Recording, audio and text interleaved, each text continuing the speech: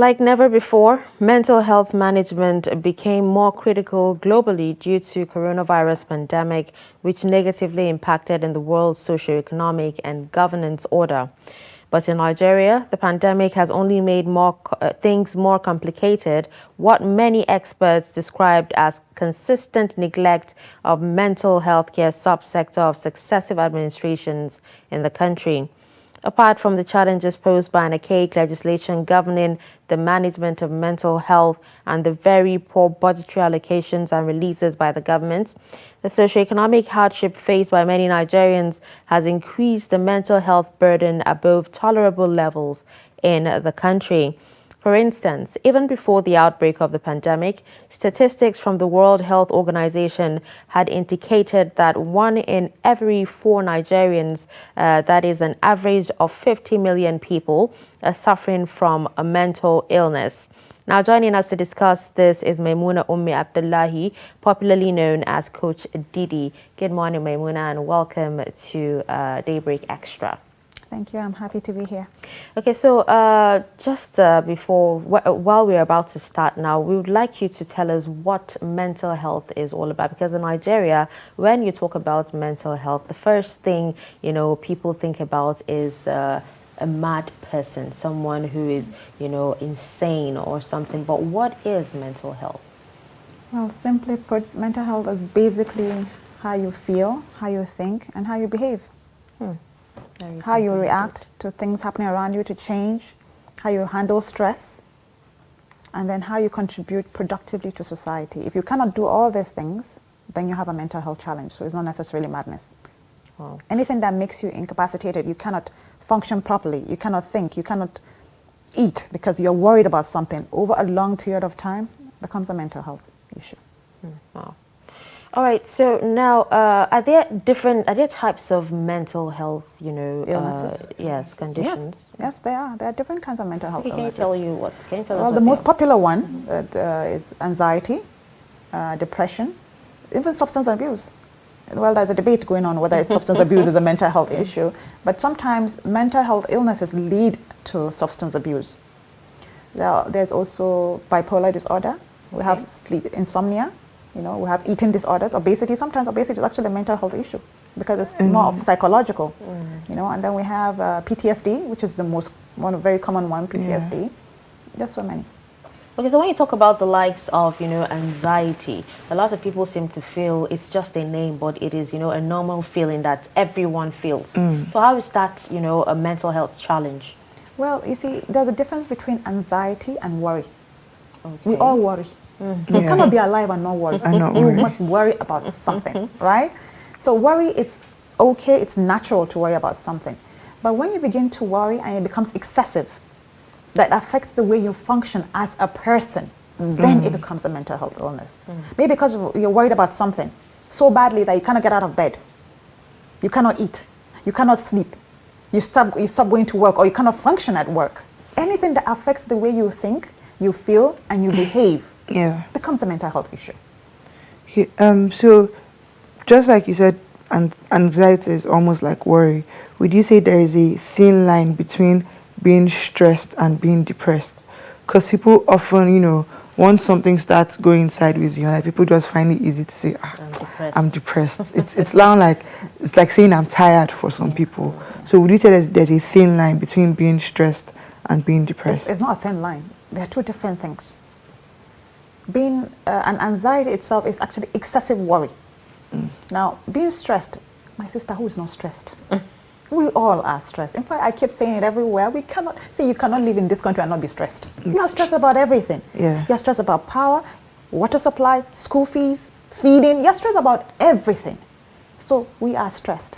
Now, excessive stress, that's chronic stress.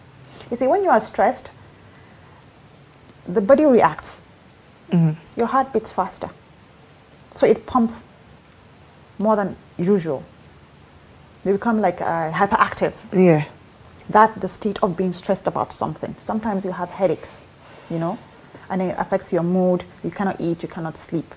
Now, as a human being, you can't live life without having a stress. You have to worry about something, Yeah. But it's supposed to be for a period of time. You get stressed about something, you do something about it, and then you move on. Now, depression. Depression is basically sadness.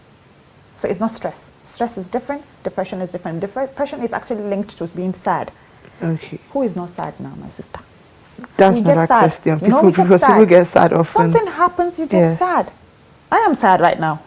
You know, I had a little issue with my taxi Bolt driver. You know, it made me sad. You know, when he was talking about his plight and you know that kind of thing. Yes. But it was just for that You've moment. gotten over it.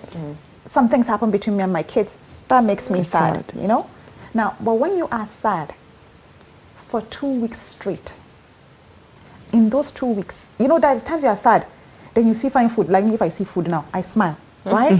So that is not depression. Yes. But when you are so sad that everything you love, everything you like, still means Nothing nothing to you. for 2 weeks straight, then most likely you've gone into depression. But you have to be diagnosed by an expert or anyway. But basically, and depression is when you are sad for 2 weeks straight. That is when you're depressed. So because you are angry and you are sad about something today and tomorrow, it's not depression. It's sad. That's the difference. All right. So, are there different mental health challenges that affect, the female and male gender differently? Not that I know of. It's Okay. just a human thing. It's just that there are ones that are more prominent in women Okay. than men. For example, the most common mental health problems we have is anxiety and depression. So there are more women who suffer from these mental health illnesses than men, perhaps due to our socioeconomic society as well. You know, more women are at the receiving end, socially and economically. You know, patriarchy, of course, the strive. You know, so perhaps Yes. also those are some of the reasons why. Right. But there are more women who suffer from mental health illnesses, the common ones, anxiety and depression. And then again, in the case of substance abuse, I don't know the statistics about that, but it has nothing to do with gender, really. Okay, so is it possible for someone to actually be suffering from a mental health, illness or challenge and not even know about it? Absolutely. So how can you actually, because if the person actually knows about it, it's easier for them to, work on it. So what would you tell someone? How is that person supposed to know? How will that person know? Well, as a mental health first aider, that's what I trained as a mental health first aid. We are trained with tools and skills to recognize signs and symptoms of mental health illnesses. Now, most of the signs are basically excessive anger. 1, excessive worry, excessive fear. Note, I said excessive. You can feel anger. Somebody can say something to you, do something, you get angry at that moment and you move on. But when you are angry every day, maybe in 24 hours in a day, it's only when you're not sleeping that you're not angry or you're not afraid. That's the problem. Understand? And then another sign is all of a sudden there's isolation. You isolate yourself from people. You're a people person. And all of a sudden you don't like to talk to people. You're always secluded. That's another sign. Eating habits. All of a sudden you cannot eat. You just can't eat. Or all of a sudden you're overeating. Too much. All of a sudden you can't sleep. Or No you're matter what sleeping too much. you cannot sleep. Or now you're sleeping too much. You see how the mood swings. Excessive mood swings. Of course, everybody gets moody once in a while, right? But if you're moody all the time, not 1 minute you're really moody, the next minute, You're happy. you're happy. And then the next, it's mood swings, without notice. People are even careful to talk to you because they don't know which mood you are in, because you can just flip. Those are some of the But signs. when you actually talked about mood swings, it just reminded me of when you said some people, self-diagnose themselves. Yeah, you find some because- people with mood swings saying they are bipolar. Yes, because I mean, there are people that will tell you, "Oh, I don't sleep early. Yes, sometimes I'm hungry, but sometimes I'm not hungry. I think they I go get on Google to check angry." these Yeah, symptoms so or something. they're like, "I'm going through," and then the worst part is they always say, "I'm going through mild depression." they try to reduce it. Like it's not that bad, though, It's not but that, but, that's where I am. Is mild. So what at the moment. what can they do? After realizing that they have a challenge, what can they actually do? Because in Nigeria, believe it or not, Nigerians don't actually believe in counseling. Yes, or, I mean, they don't believe that. I there's don't think something wrong. I've only heard one person actually say to me that she went to a therapist, and when she told me, I was like, wow, in this Nigeria, you counted your had earned money and you went to I a actually therapist. attended a free counseling session a few weeks ago. Uh-huh. So, but We're going to talk about this no, we after won't. the show. But you get what I'm saying. Yeah. A lot of Nigerians don't believe that in reception is counseling. not there. You get so what can they do in that case? Well, I think it's the awareness. We have to spread awareness that it's because you see, it's not just they don't believe. There is stigma attached to it. There is so much stigma attached to when you're not okay. So we always wear a face upon our real faces. You're really sad, you're depressed, you're going through so much. Immediately you hear a knock, you just clean your face and welcome, how are you? You know, Pretend. because we do this because of this village people mentality. We don't want them to laugh at us. We don't want them to be happy at our sadness. We don't want whatever reason it is. So and we've been raised to bottle in things. You're a good woman if you can take crap. You're a good woman if you can take a lot of hardship, you know, and don't say anything about it. That makes you a good woman or a good person. So it's internalized. We already believe that it's okay to just keep feeling it. God will do it. God is in control. One day it will be better. So what we can do about it is to actually create awareness, like just this. Talk to people. The very popular slogan in mental health is, it's okay not to be okay. So every time before I start a session or before I start a class, I talk about not being okay. Because you have to be okay with being vulnerable. People are afraid to be vulnerable. You don't want to be vulnerable. So if you want to create this awareness, let them know it's okay. And you can start with yourself. And I say, I'm not okay. I am not okay. Many of us are not okay. You know, funny enough, there was one time, I can't remember, I was inspired to do a story on the fact that at least half of the Nigerians living in this country are not okay, but we don't actually know it. We're just, wake up every morning, go to work, act like everything is okay, come home, meet your family, go to sleep. It's like autopilot. Yes, autopilot. We're just going. But I was going to ask you, mentioned substance abuse earlier. People always say mental illnesses lead to substance abuse, but does substance abuse lead to mental illness? Yes, it does. It's a two-way thing. And mental illness does not always lead.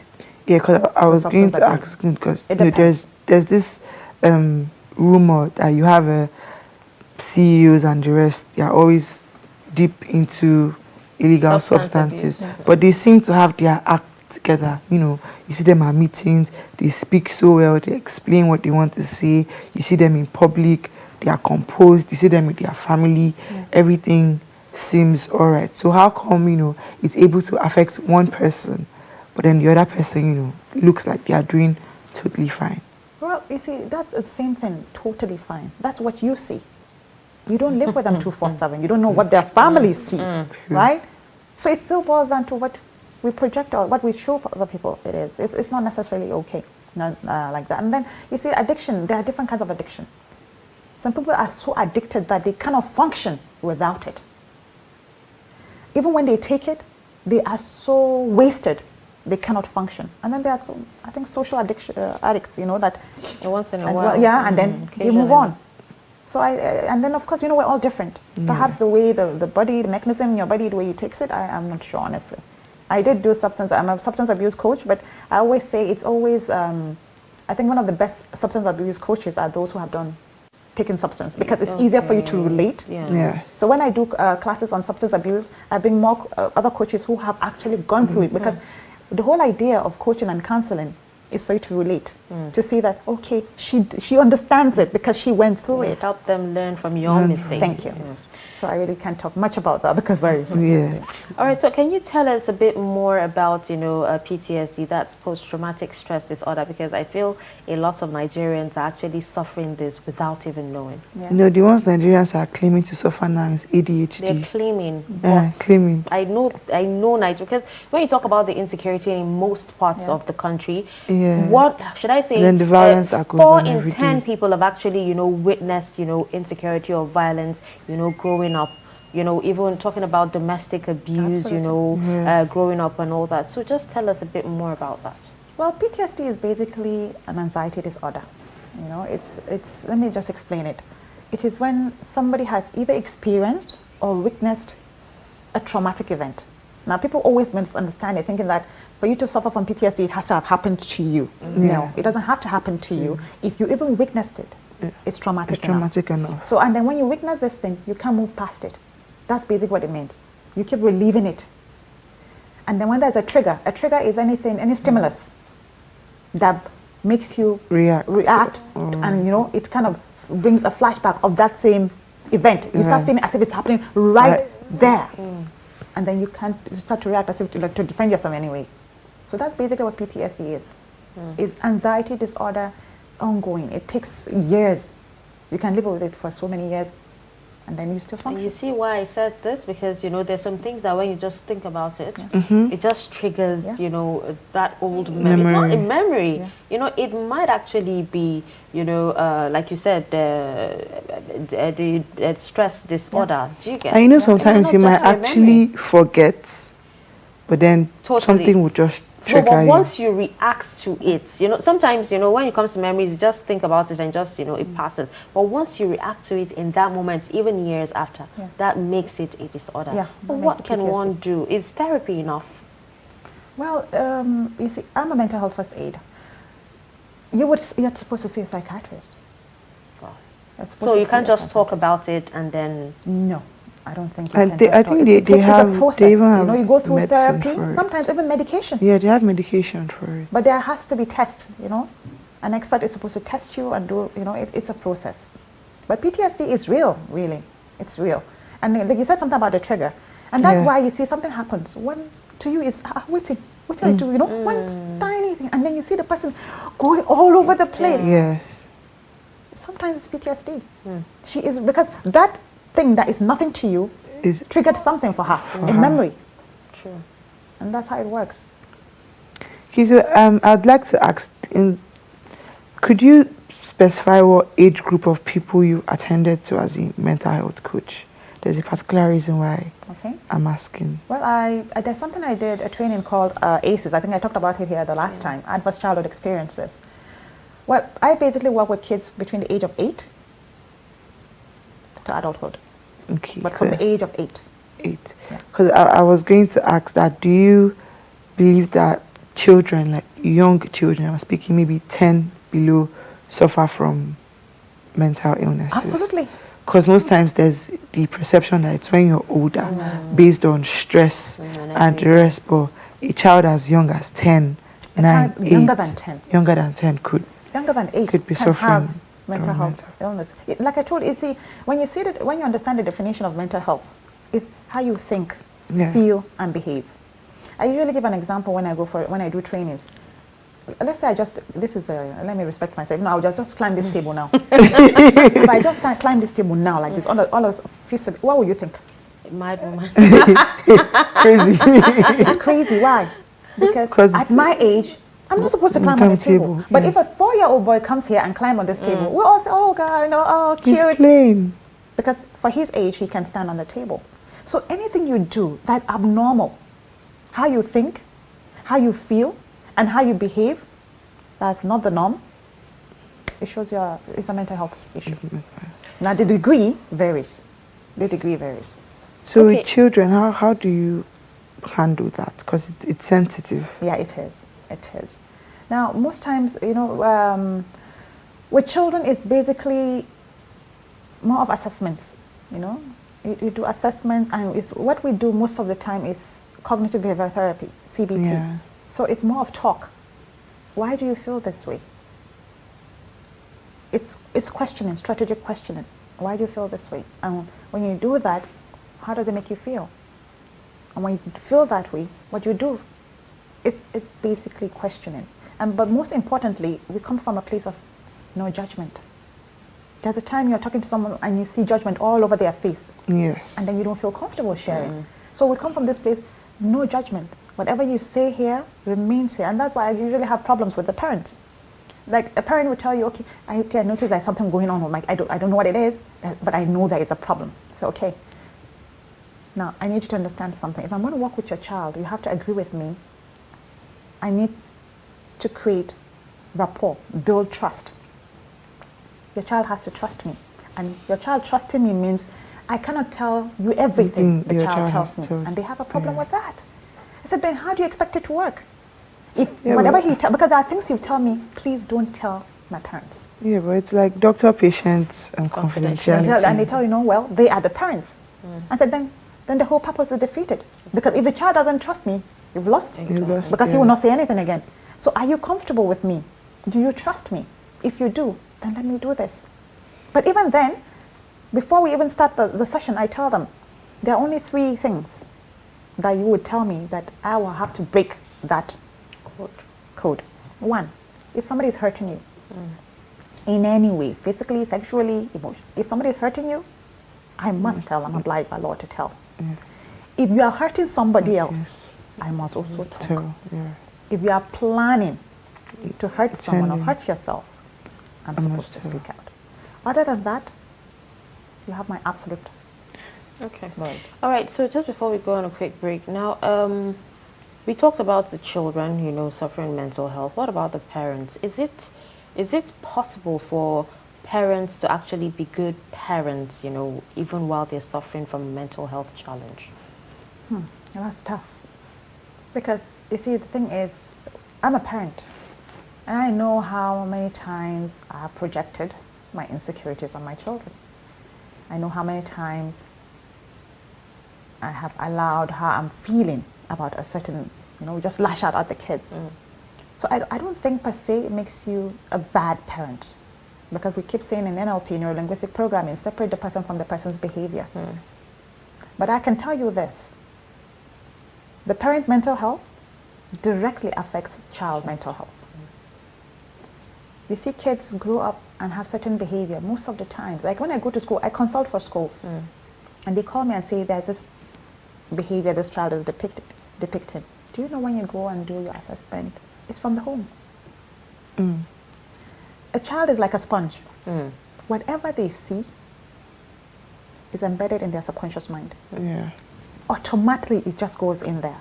So whatever they see, they keep reacting to it. They may react, even if they don't, it is stored. So whatever you do as a parent, it does affect the child. But it doesn't make you a bad parent. That's why we keep telling parents, seek help. Okay. There are things people do, they don't even know they are doing, really. All right, so let's take a quick break, and when we return, we'll continue this discussion.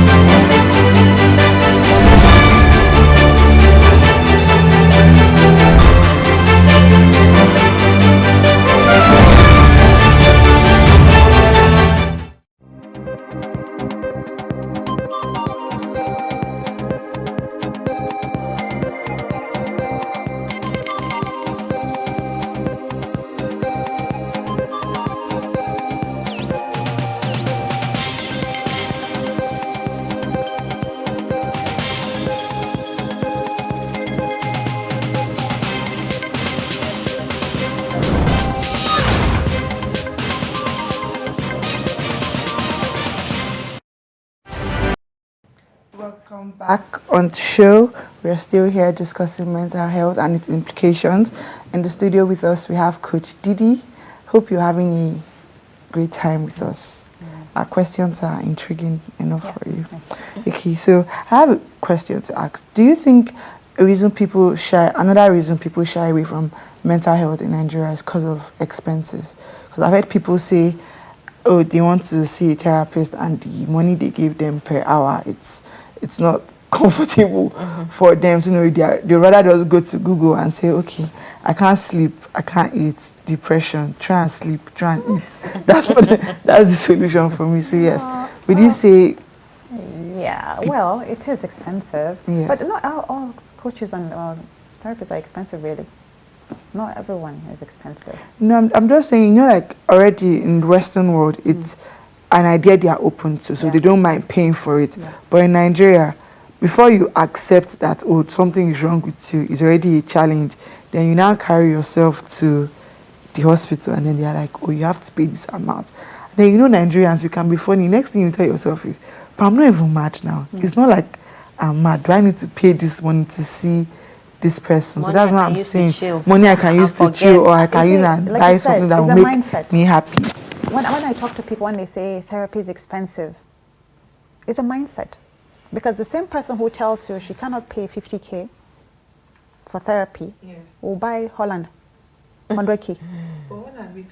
Oh, okay. You see, that's the point. It's a mindset. You see, when something. Let me share a story with you. There's a story that one of my coaches told us in a class. He said a man was sitting on a porch with his dog, and he was reading the newspaper, and then his dog was whining. It was in pain. The porch is old, so there was a crack, and then the nail pierced the stomach of the dog, and it laid there, and it was whining gently at first. Then the old man would look at the dog and continue reading his newspaper. It kept on whining. It was growing a little louder, and then blood started to trickle. The dog sat on the nail, and it was whining. And then the neighbor who was watering his plants saw the old man over the fence, and said, "Can't you see your dog is in pain?"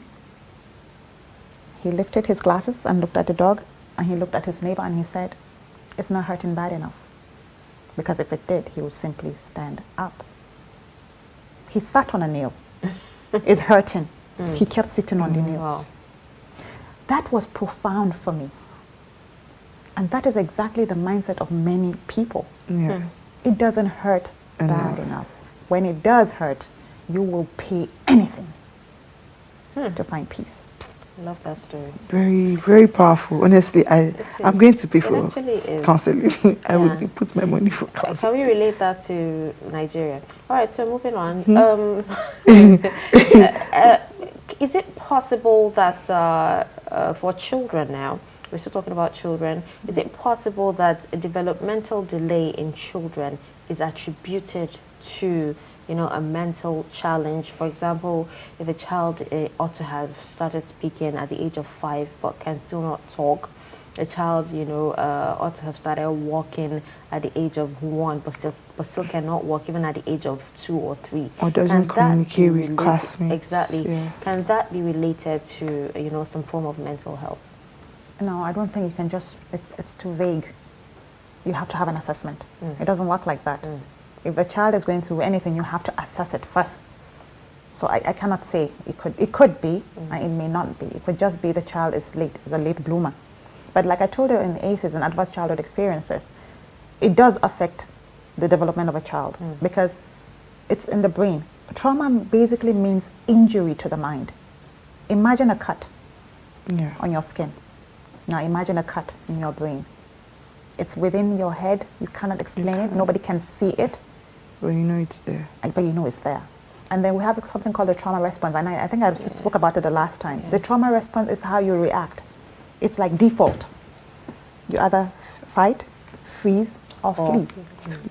Now, whatever it is, during that period of time, everything, your whole body reacts to it.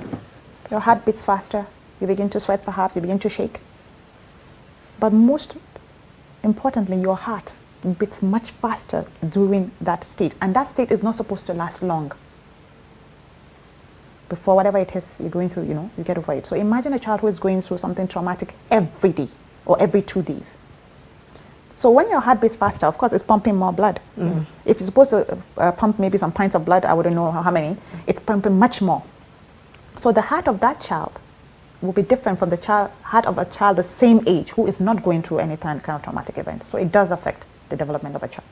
And besides, you see, the thing about trauma, that it changes the brain. Trauma changes your brain, yes. The neurons in your brain, the pathways it goes, is disrupted. So the way you think, the way you understand and perceive things will change depending on your trauma. You will begin to see things differently. That is why somebody who perhaps has been raped, and perhaps she was raped by a man who was wearing a white cloth, even after she has gone through therapy, sometimes if she sees a man in white cloth, it could trigger. That's what I thought about the trigger. Yes. So it's something that you just have to work. But people say, do you really find healing? Yes, there is healing. It takes time. We're very impatient people. Yeah, actually, when you talked about this, it reminded me of an incident that happened in broad daylight, front of my house. We were attacked by 2 men on a bike. One almost stabbed my nephew, yes, and he was wearing a white shirt. I think for like months, right, if not up to a year, like I kept seeing his face. I kept seeing his face. Once you're on a bike and you're wearing white, I would see your face. It was that bad. But that's by the way. Now, aside that, how can one actually improve, their mental well-being? Some people would say diets, exercise. Does that work? Diets work. Well, it does, but it's a combination of them all. You see, diet is good because your body, the mind and the body are connected. They are very much connected. That's why something that happens in your mind can affect your body, because a heart condition that stems from something, an injury to the mind. You see the connection? So the thing is, what can you do? There's something called mindfulness. Most of the time, people, mindfulness is being in the present. For most people who suffer from anxiety and depression, they are still holding on to things that happened long ago. Something happened to you and you can't let it go. You won't let it go. Not that it's easy, of course, I know it's depending on what has happened to you. So when you're mindful, being in the present, practicing it, it helps. And then one other tool I always talk about is very simple, the circle of control. The circle of control is an exercise I do in my classes. You just I ask the participant to write a small circle, draw a small circle, and then draw a bigger circle. In the small circle, you write things I can control. In the bigger circle, you write things I cannot control. Believe me, knowing the difference between things you can and cannot control in your life is the beginning of peace. Most people who suffer from anxiety and depression is because they are holding on to things they cannot control in their lives. Yes. What your husband does, how he uses his phone, when he comes back from work, what he says to you. You made your hair, you're looking good, and he comes in and he doesn't even notice it. Or your kids. Apart from very young kids, you cannot control your kids either. You want your child perhaps, I'm just giving examples, you want your child to study medicine, he wants to become a footballer. I can give an example of my son. When I remember the day they were writing the careers, he wrote football, I almost went crazy. I said, what? He said, yes, he wants to be a footballer. I said, what? Really? But these are things, as I tried to talk to him, but I learned that I should let him be. And I tried to find a way to find a compromise. You can play football and still go to school. Yes. He said, but people are making it, he's going to blow. I said, you will blow, inshallah. Yes, go to school. Right? But go to school. So knowing the difference between the things you can control and cannot. Do you know that there are times I give this exercise and a woman will sit still, she doesn't know what to write. Yeah. You see the thing, the problem? I can't imagine what I would even write. There's a very popular saying, 2% of people think, as per sit down and really think. 3% of the people think they are thinking. 95% will rather die than think. We don't think. We don't think at all. We don't think. I think I'm even in the category of 3 people we go to school, we cram everything, put it back for the teacher, he marks us and we move on. We don't think. I don't think. So when you tell someone to write that small exercise, things you can control in your life, she will sit down like this. They're probably not thinking. Yes. They just that's what I say. I'm in that category of we think we're thinking in our mind we're thinking. But do you know when you begin to practice? For me now, for example, these are things. These are programs I have all the time. So I try to practice what I preach. When something happens to me, like I told you, we're human beings. Things happen. Life events happen. Things you didn't see coming. Things you don't want to come, but they come into your life nonetheless. When they happen, most of the time, not all the time, I ask myself, is this something you can control? That's the first thing I ask. Is it within or outside my control? So that I will know the difference. If it's something I can control, what do I need to do? We are so focused on problems and not solutions. When something happens to you, oh my God, my leg is paining me, my leg is paining me, my leg is paining me. You spend the whole day, my leg is paining me. You're focusing on the problem. You don't think, okay, what can I do to make it? Is it my shoe? Maybe I stepped on something. Should I check? No. Yeah. We are focused on the problem. So we have to, it's a mindset shift. You have to shift the way you think. When something happens to you, focus on the solution. 95% of your energy, give it to the solution and give 5% to the problem. And that 5% is like when, okay, this thing has happened. Why did it happen to me? You're allowed to think that way. But don't go and get a chair and sit down and say, oh, it happened to me because my grandmother or my stepmother, my somebody, my village people. And then you leave it there and you concentrate on it. So when you practice the circle of control, you are taking back the power and you are going to focus more on solutions rather than problems. This thing has happened to me. Is this something I can control? Yes. Okay, what do I need to do? What steps do I need to take to remedy it? What steps do I need to take to stop it? Is it something I cannot control? Baba, you don't do. Move on. It's, you see, as simple as it sounds, yes, this is the core of the matter. most people who suffer from anxiety and depression is because they don't know what they can and cannot control in their lives. So they're perpetually unhappy, perpetually worried, perpetually living in fear of what may or may not happen. Okay, so let's talk about kids who have been molested while they're still a lot younger, a lot innocent. Is it possible for them to totally get over the trauma? Totally? I don't think so. Totally. Well, for getting over the trauma, yes, perhaps the trauma, but there's this thing they say: time heals all wounds. That's a lie. Big lie. Very big fat lie. Time does not heal wounds. Time only buries wounds. You have to do the work. You go through counseling, therapy, healing, and it's a process. It doesn't have date. It doesn't have time. Because what it will take for you to heal from a traumatic event is different from what it will take for her to heal. And what it will take for me to heal. And then the people in your life, they play a role. Most people don't even have a support network. When something happens to you, do you have someone you love and trust you can call 9 a.m., 2 a.m., 3 a.m.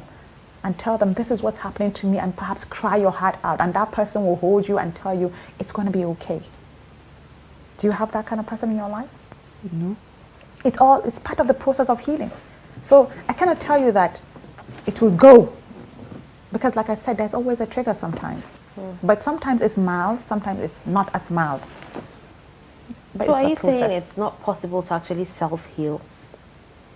What do you mean by self-heal? Like, with time, you talked about time. With time, you're able to actually handle it, even if it comes to you, even if there's a trigger, you're able to handle it better. You self-heal or even forget about it. I think personally, people don't self-heal. They just move on. So people are just traumatic. People actually, is it possible? People block it out. They don't but necessarily like heal. I said, it's still a trigger. A trigger can come. You see that sometimes you see somebody, you just all of it, and then what's happening? Sure. This person was fine. That's the thing about it, because you see, a trigger is a trigger, and it could be anything.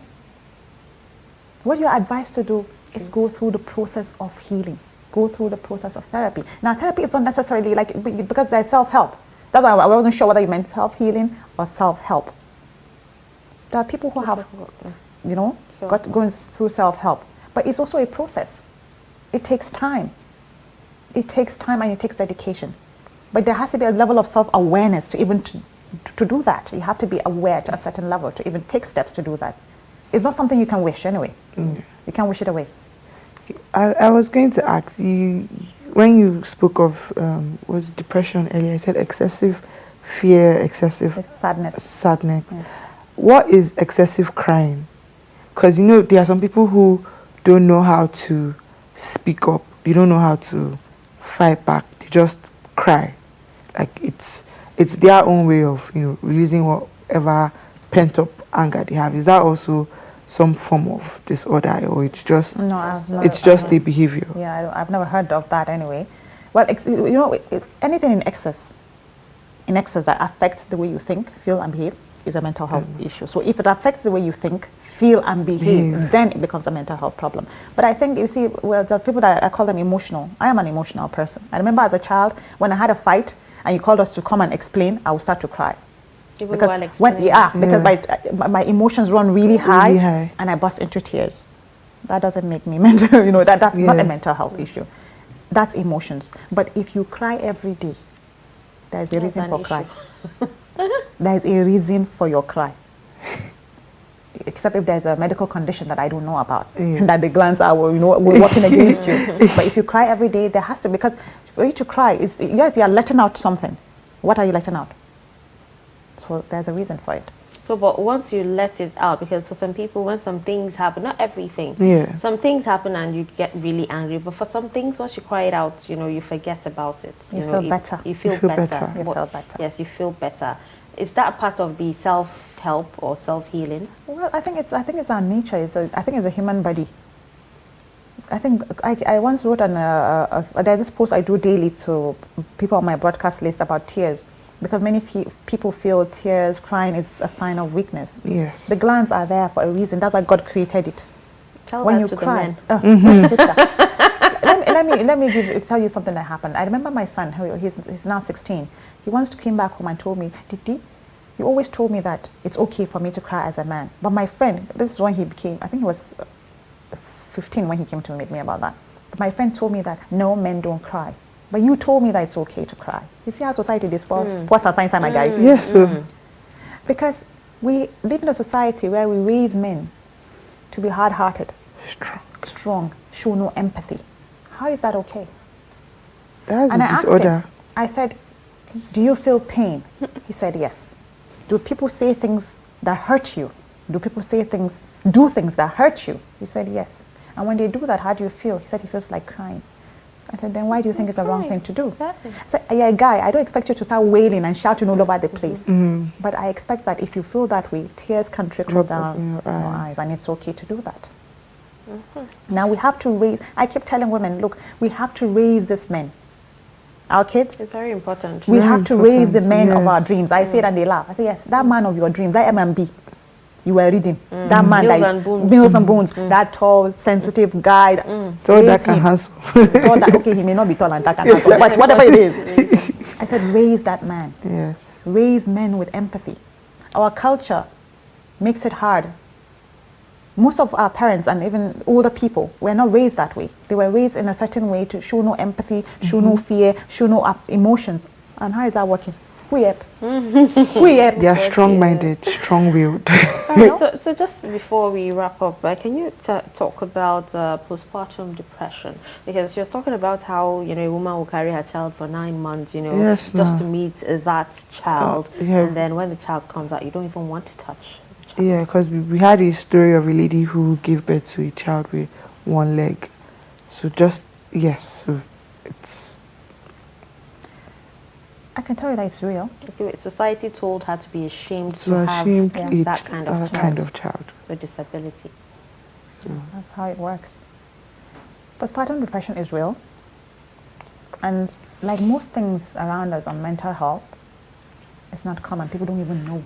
yeah, The first time I had a child, I was 25 when I had my first child. I went through postpartum depression. I didn't even know. All I know is that I was extremely sad. I was supposed to be happy. yeah. I carried a child for 9 months and I had a safe delivery, alhamdulillah. But I was really, really sad. And I couldn't explain it. Now, I hear in extreme cases, parents who have even killed. Yeah. Yeah. But do you know, we don't know much about that. Because we don't talk about it. There's so much shame. Crime. What kind of a mother are you? You're feeling, you're supposed to be happy. Or you are possessed. Or We're you so are quick to possessed. try Something to... like that. So we have to create awareness that these things are real and there's nothing wrong. Back to what we said, it's okay not to be okay. Not- It's okay. I keep saying it all the time. It's okay not to be okay, but just do not remain not okay. When you're feeling that feeling, feel it. That's why we tell people, please, whatever emotions you are feeling, they say, no, don't feel it. I beg, feel it. When I have sessions on emotions, they say, give your emotions a chair to sit down. Imagine your emotion is a silhouette and give it a chair and give it a cup of tea. So when you don't feel those emotions that are supposed to come naturally, is that some form of disability? Well, it depends. What are the emotions that are not supposed to come naturally? For example, when you're supposed to cry and you don't cry, when you feel, You don't feel anger, you're supposed empathy. to let it out Yeah. and you don't let it out. You You act keep like it in. everything is okay. Because that was a question I was going to ask. Well, No, there are people who, they are not okay.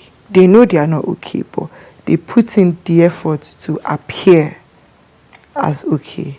Like deep down, they are struggling with, they're having a serious crisis inside their head. They are like 3 voices, there's a round table meeting, but when you see them, my God, you think they are perfectionists. It's like I've met someone like that. Until she explained it to me, I would have never thought that this person is going through something.